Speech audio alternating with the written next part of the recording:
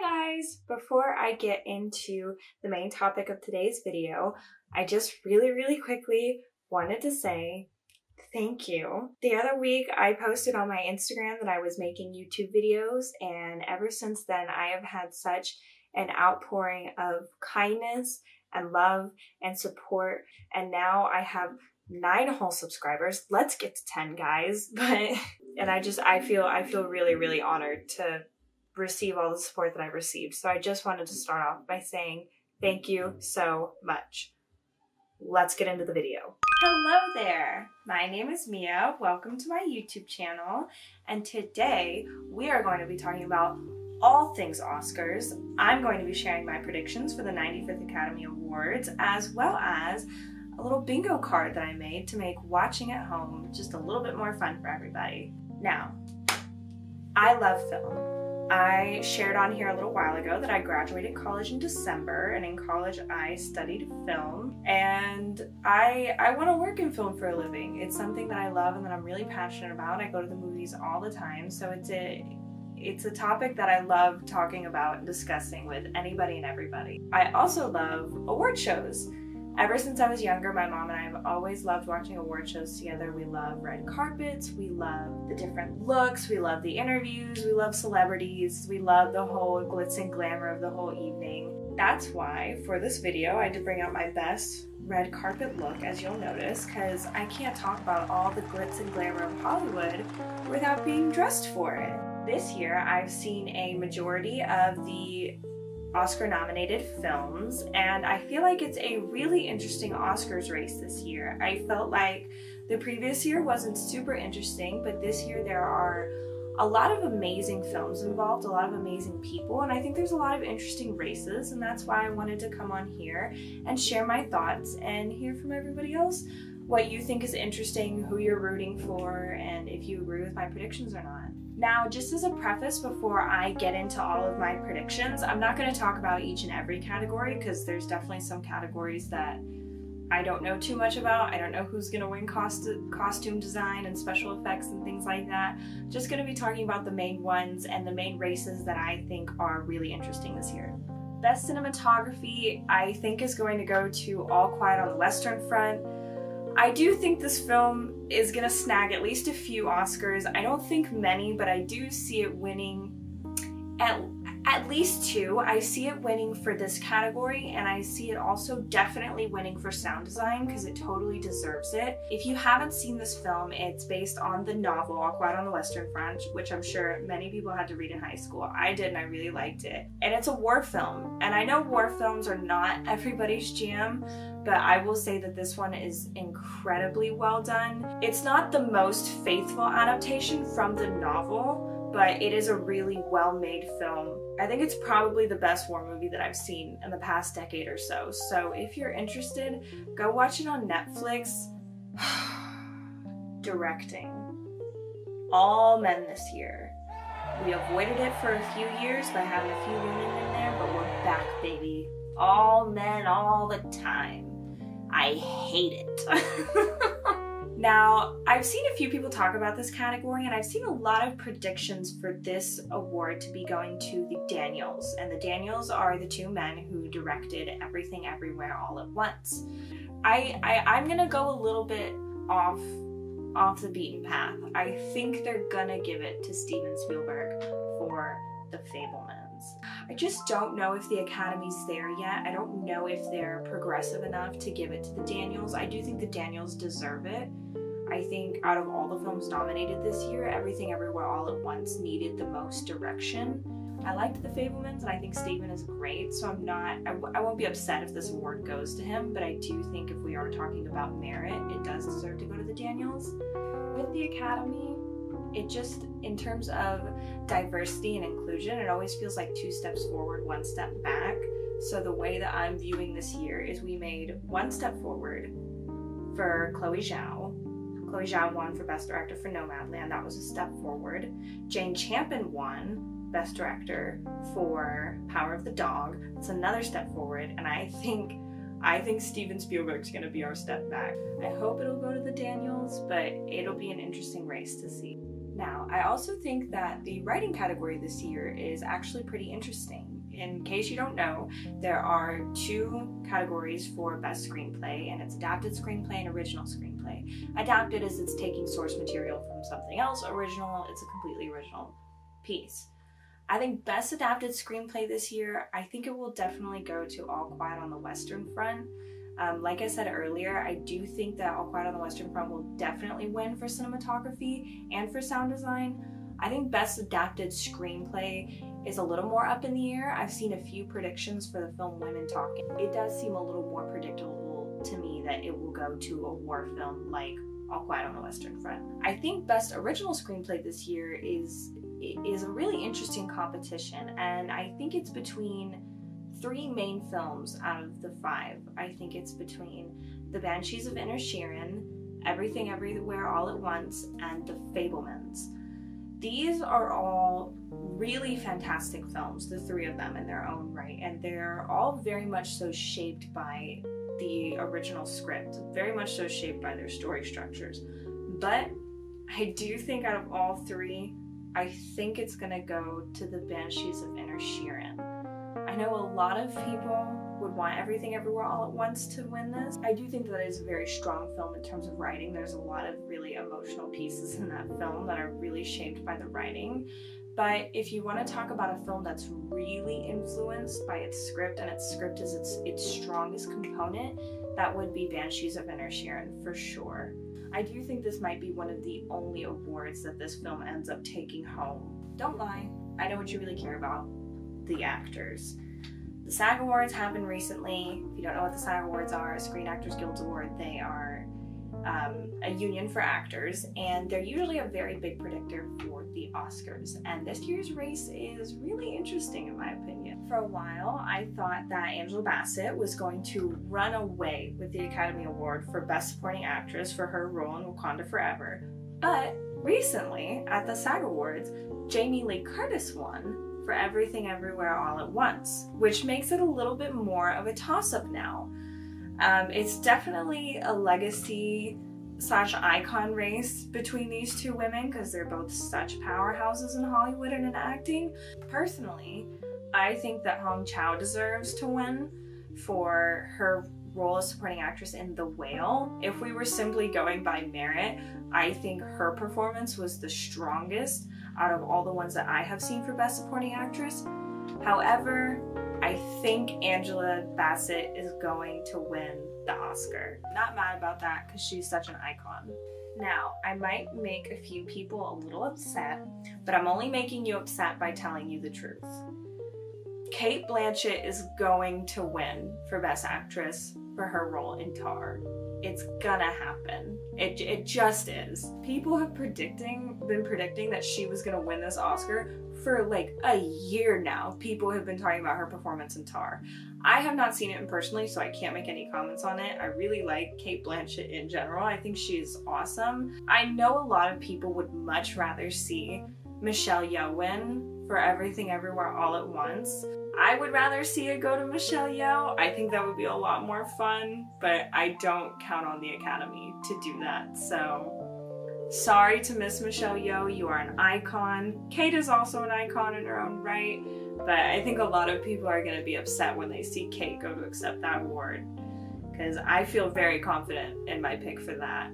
However, I do have good news for people if it makes you upset that Michelle Yeoh is most likely not going to win. And the good news is that Ke Huy Quan is definitely a lock for Best Supporting Actor. Across the board, he has won at every single award show for Best Supporting Actor, as he should. I love that man. He's precious. It's the best redemption arc of the century. I adore him. He totally deserves to win it, and I cannot wait to watch him win it this Sunday. Can't wait. Now, the race for Best Actor this year is very interesting in my opinion. Austin Butler led the way on this. He had a very, very strong head start at the first few award shows at the Golden Globes and at the Brit Awards. He won Best Actor for his role in Elvis.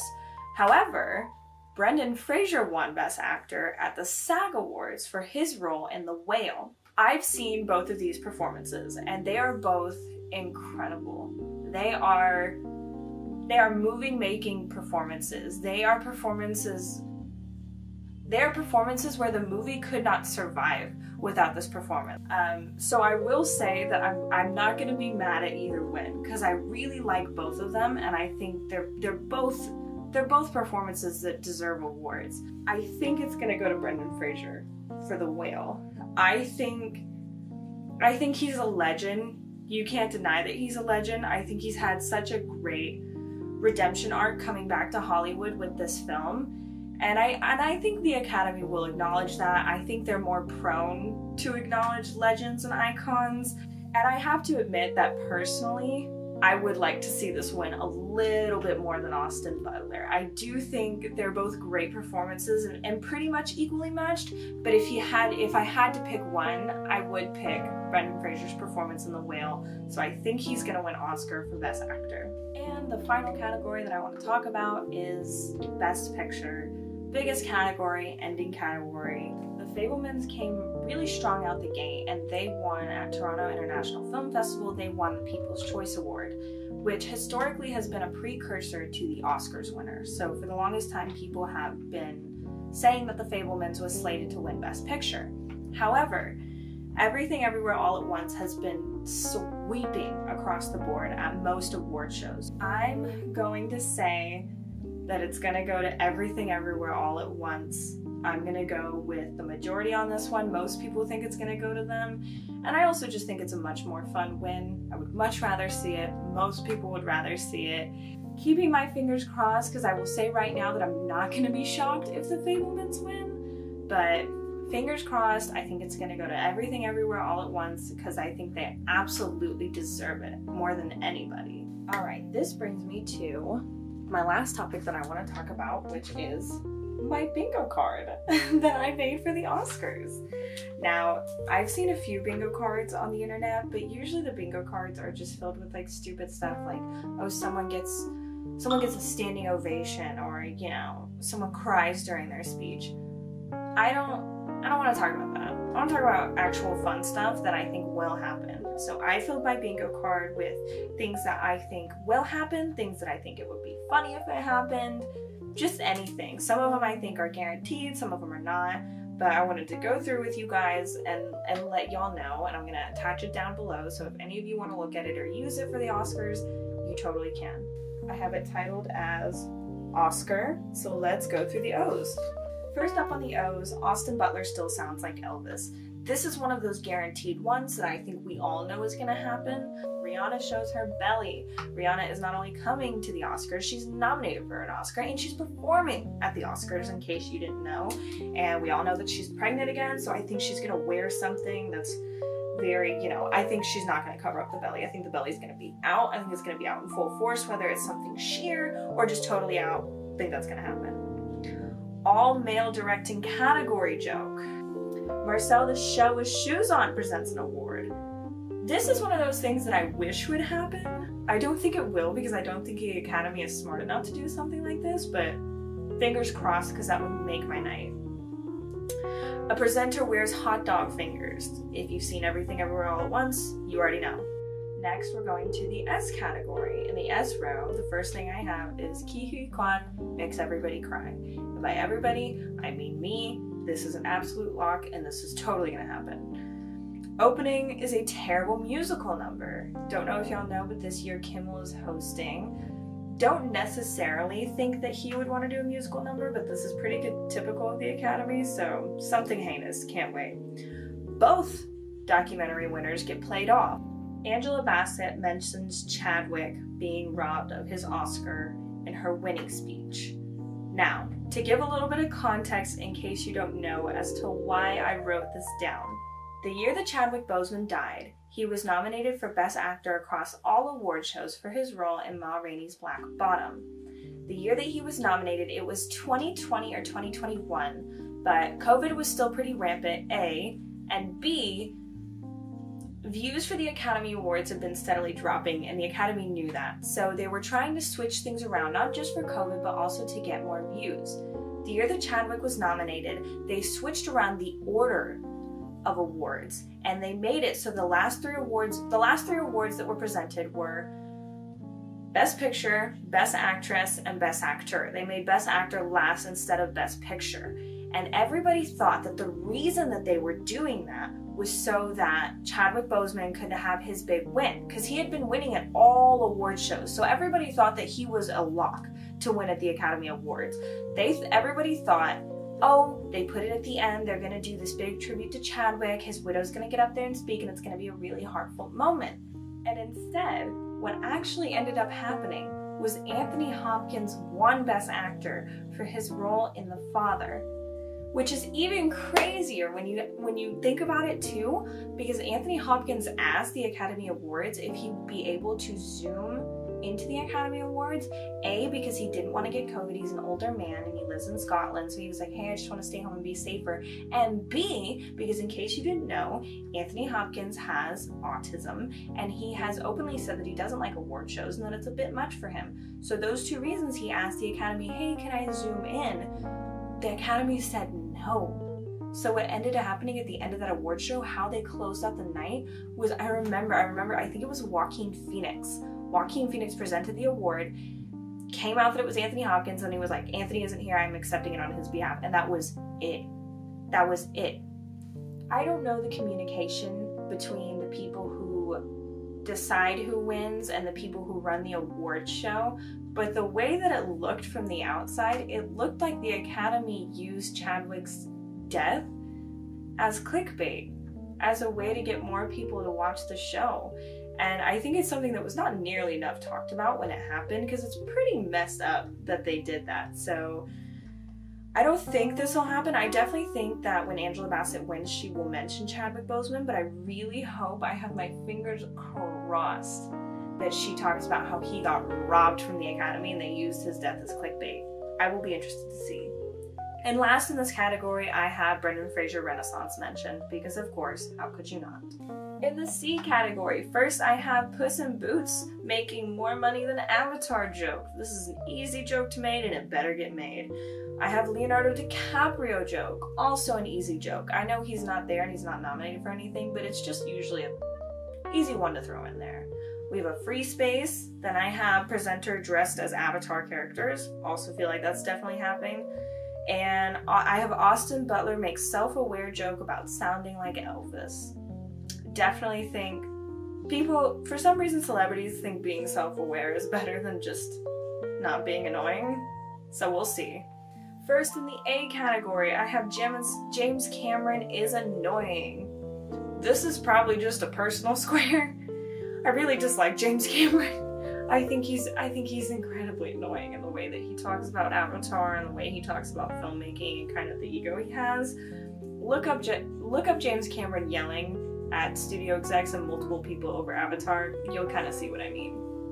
Then I have Guillermo del Toro being adorable. He's always so grateful to be anywhere, even though he's freaking Guillermo del Toro. He's always grateful. I think when he wins Best Animated Feature, he's gonna be over the moon. He's gonna be freaking adorable. I think there's going to be a Kanye joke in association with The Fabelmans. The Fabelmans does focus on a Jewish family, so I'm sure Kimmel's going to make some stupid joke about Kanye's least favorite movie, whatever. Ariana DeBose BAFTA rap redone. If you don't know, Ariana DeBose, she was in West Side Story, the remake that Steven Spielberg done, and she did a rap at the BAFTAs, basically like the British Academy Awards, British Film Awards. She did this rap for the Best Actresses. If you haven't seen it, please go look it up, because I'm not going to be able to sit here and describe it for you. But there were very mixed reactions to what she did. You want my opinion, my 2 cents? Slay. She ate that up, and none of you could ever do what she did, so how about you all back off? Because honestly, my girl killed it, loved it. I sing it in my head all the time. Angela Bassett did the thing, Viola Davis, my woman king. So good. Ate it up, ate it up. This is one of those things that I would like to see. I hope they let her do another one at the Academy Awards. I hope after the BAFTAs, someone at the Academy Awards was like, yo, call her right now. And lastly, I have a white person mentioning they need more diversity in their acceptance speech. Don't know which one, don't have a call on which one, but just at least one white person being like, guys, we need more diversity, as they win. And lastly, in the R category, firstly, I have Everything Everywhere All at Once butt plug joke. Also an easy joke will definitely be made. Sadie Sink looks better than most adults. I love that girl. She slays pretty much every look I've ever seen her in. She's definitely going to be one of the best dressed people there. Jamie Lee Curtis is still everybody's favorite Nepo baby. Of course, I think an internet person might present an award. I wouldn't be surprised if it was somebody like a guy with a movie camera. If y'all have ever seen him on TikTok, he's awesome. And now he's at every award show, so I wouldn't be super shocked if the Academy was like, how do we get more views? Let's bring an internet person on. And lastly, somebody is going to call Steven Spielberg the GOAT. Guarantee it, word for word. Somebody has to do it. Even if Steven doesn't win anything, somebody will say something about how he's the greatest of all time. So yeah, that's my bingo card. Mark off as you see fit. I'm gonna make another version of this one, move everything around, and Sunday night we'll see if we get any bingos, if we can fill any of these out.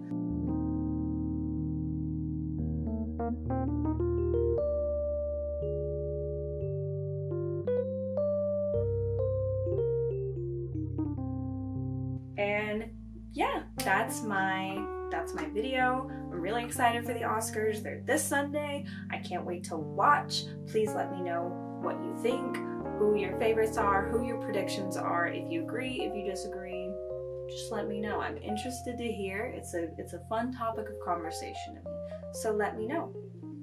And yeah, thank you for watching. I will see you guys another time. Love ya!